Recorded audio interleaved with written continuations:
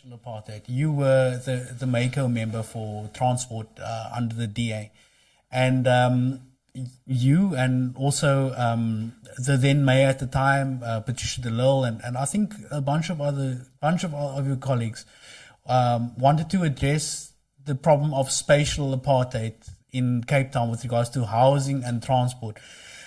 Two-part question: what did you try to do? And why were the powers that be so angry with you that they just kicked you out of the party?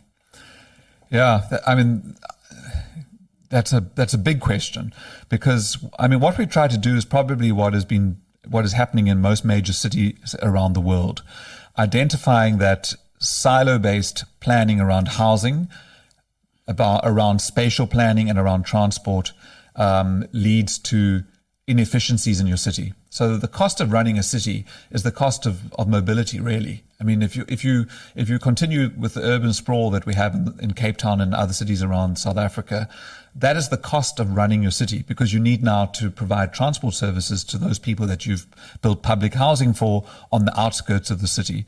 So we try to integrate transport, spatial planning, and the building of housing, public housing, into one portfolio so that all of our plans could integrate.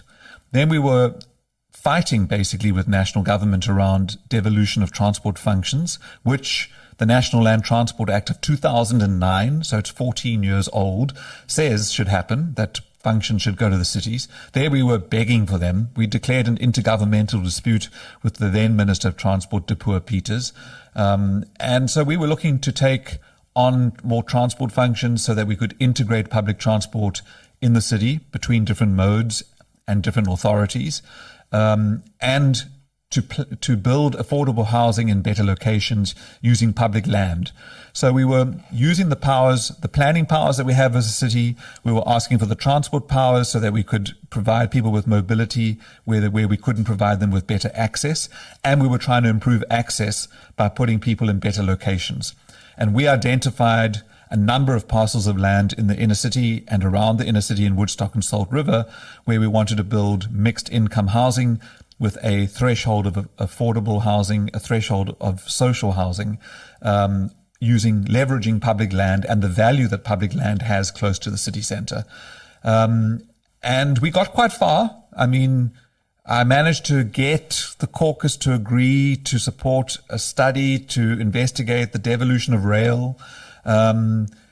The allocation of land for affordable housing was just the breaking point for that caucus, and ultimately led to us leaving the DA and council and forming Good. So Good was really formed on the basis of a fallout with the DA around spatial justice.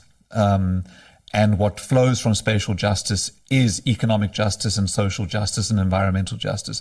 But we couldn't get them to agree to leverage that public land to make sure that people had better access to economic opportunities and were housed in better locations and were brought back to land that they were dispossessed of or forcefully removed from in the 60s and 70s.